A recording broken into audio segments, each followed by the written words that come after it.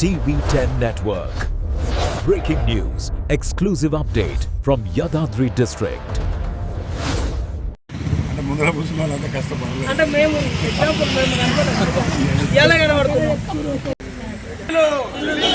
పెన్షనర్ల బకాయిలు వెంటనే 24 మార్చి తర్వాత రిటైర్ అయిన ఉద్యోగుల పెన్షన్ల వెంటనే బకాయిలు వెంటనే ప్రభుత్వం మొండి వైఖరి వెంటనే బకాయిలు వెంటనే విడుదల వెంటనే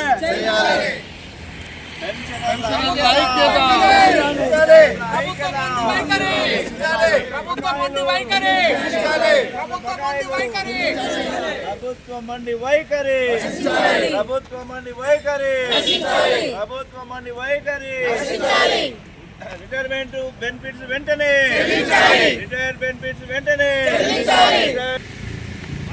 ముఖ్యంగా 2024 మార్చి తర్వాత రిటైర్ అయిన ఉద్యోగులందరికీ, అంతకుముందు రిటైర్ అయిన ఉద్యోగులందరికీ, మహిళా పెన్షన్లకు, మా ప్రశ్నలకు అందరికీ పేరు నమస్కారాలు.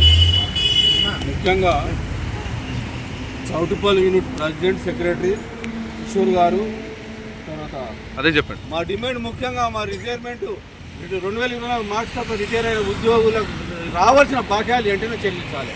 మా నిర్మల మేడం దాదాపు జీపీఎఫ్ మొత్తం 9 సంవత్సరాలు జీపీఎఫ్ డిడక్షన్ చేయించింది. Group insurance, EL encashment, gratuity, మా డబ్బులు మాకు ఇవ్వమని చెప్తున్నాం. మాకు భిక్షం ఇవ్వమంటలేదు. మా డబ్బులు మాకు ఇవ్వమని మా పెన్షన్లు అడుగుతున్నాం. తప్పేముంది అందులో? మాకు ఏం చేయాలి, ఎట్లా చేయాలి? తప్ప మాకు ఏం అవసరం లేదు. మాకు అప్పు ఇవ్వమని అనట్లేదు, లోన్ ఏమని అనట్లేదు, ఇల్లు కట్టేయమని అనట్లేదు, ఇంకేదైనా రుణమాఫీ చేయమని అంటలేవు. మాకు రావాల్సిన డబ్బులు ఇవ్వమంటారు. మా పెన్షన్ చాలా ఇబ్బంది పడుతున్నారు. దాదాపు ఒక పెన్షనరు 18 లక్షల రూపాయలు హాస్పిటల్లో ఉండట, ఇంటి దగ్గర ట్రీట్మెంట్ అవుతుందా, 18 లక్షల రూపాయలు పేమెంట్ చేయాల్సిందా? ఆరోగ్య పరిస్థితి బాగాలేక ఆయన పెన్షనర్ల ఐక్యత, ప్రభుత్వం వెంటనే బకాయిలను.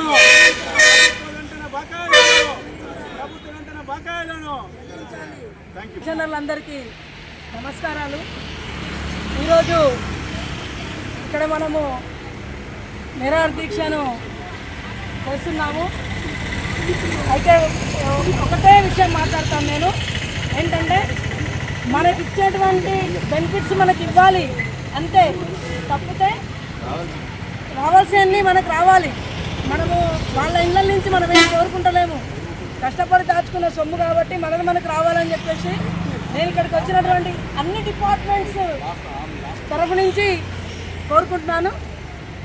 2024 మార్చి తర్వాత ఉద్యోగ విరమణ పొందినటువంటి ఉపాధ్యాయులు, ఉద్యోగుల యొక్క రావాల్సినటువంటి బెనిఫిట్స్ ఏవైతే ఉన్నాయో, జీపీఎఫ్ కానివ్వండి, కమ్యూనిటీ కానివ్వండి, ఎర్నలీవ్స్ కానివ్వండి, సరెండర్ కానివ్వండి, జిఎస్ కానివ్వండి, జిఎల్ఎస్ కానివ్వండి, రానందున వేచి చూసి 20 మాసాలు అయినప్పటికీ కూడా ఇప్పటికి రానందున విసిగి వేసారి మేము ప్లాన్లు వేసుకున్నాము, పిల్లల పెళ్ళిళ్ళు చేయడానికి, ఇల్లు కట్టుకోవడానికి, బాధ్యతలు తీర్చుకోవడానికి, దాచుకున్న డబ్బులు రానందున ఎదురు చూసి విసుగు చెంది ఈరోజు జిల్లా కలెక్టర్ గారి కార్యాలయం ముందు నిరాహార దీక్షలు చేపట్టడం అనేది జరిగింది.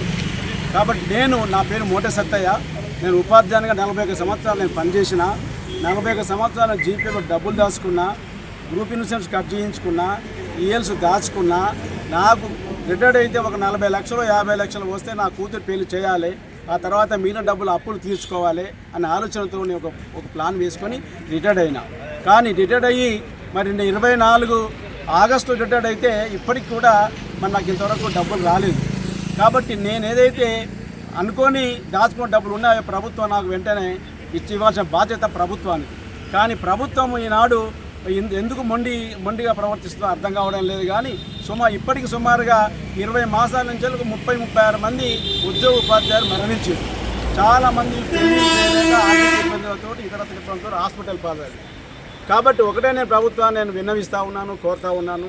ఈ రాష్ట్రంలో ఉన్నటువంటి సుమారుగా ఒక 13,000 మంది ఉద్యోగ ఉపాధ్యాయులు ఉద్యోగ విరమణ పొందిండ్రు. వాళ్ళు అనేక ఇబ్బందులకు గురవుతున్నారు. డబ్బులు రాక చనిపోయింది, హెల్త్ ట్రీట్మెంట్ చేయలేక చనిపోయింది. కాబట్టి ఈ నిరాహార దీక్ష సక్సెస్ 4 మార్చి తర్వాత పదవీ విరమణ ఉద్యోగ విరమణ పొందిన ఉద్యోగులందరికీ రావాల్సిన పెన్షన్ బెనిఫిట్స్ 20 నెలలు గడిచినప్పటికీ ఇంతవరకు ప్రభుత్వం విడుదల చేయలేకపోవడం వల్ల గత 20 సంవత్సరాల నుంచి రిటైర్ అయిన తర్వాత అనేక ప్రణాళికలు వేసుకొని వాళ్ళ జీవితాన్ని మెరుగుపరుచుకునే ఉద్దేశంతో ఉన్న 40 సంవత్సరాల వరకు దాదాపు సర్వీస్ చేసిన ఉద్యోగులందరూ వారి పెన్షన్ బెనిఫిట్స్ను సద్వినియోగపరుచుకొని వాళ్ళ పిల్లల పెళ్ళిళ్ళు, వాళ్ళ అనారోగ్య సమస్యలు, వాళ్ళ నివాసాలు, వాళ్ళు కావాలని చేయాలనుకున్న పనులన్నీ చేసే ఉద్దేశంతో వాళ్ళు నిర్వహించదలబెట్టిన ఏ పనిని కూడా చేయకుండా ప్రభుత్వం ఆ నిధులు విడుదల చేయకుండా మా జీవితాలను అగమ్య గోచరం పాలు చేయటం వల్ల ఇవాళకి 10-12 వేల మంది రిటైర్ అయితే కేవలం 1000 మందికి వచ్చినట్టున్నాయి. అది కూడా కోర్టుల ద్వారా ఇంకా రకరకాల మార్గాల ద్వారా మాత్రమే పొంది ఉన్నారు. కానీ మిగిలిన 10,000 పైచీలకు ఉద్యోగ సోదరులందరూ రిటైర్ అయ్యి ఈ డబ్బుల కొరకు ఎదురు చూస్తున్నారు. ప్రభుత్వం తలుచుకుంటే ఇది పెద్ద సమస్య కాదు.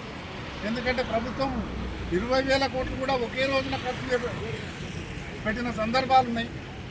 కాబట్టి ఒకే తడవ మా రావాల్సిన బకాయిలన్నీ ఏకమొత్తంగా ఉద్యోగ ఉపాధ్యాయ సోదరులందరికీ ప్రభుత్వం వెంటనే విడుదల చేసి ఉంచాలని ప్రభుత్వానికి తెలియజేసే విధంగా ఈ ఒక్కరోజు నిరాహార దీక్ష ధర్నా కార్యక్రమం భువనగిరి యాదాద్రి జిల్లా కలెక్టరేట్ ఎదురుగా ప్రభుత్వం గుర్తించాలనే ఉద్దేశంతో చేయడం జరుగుతుంది.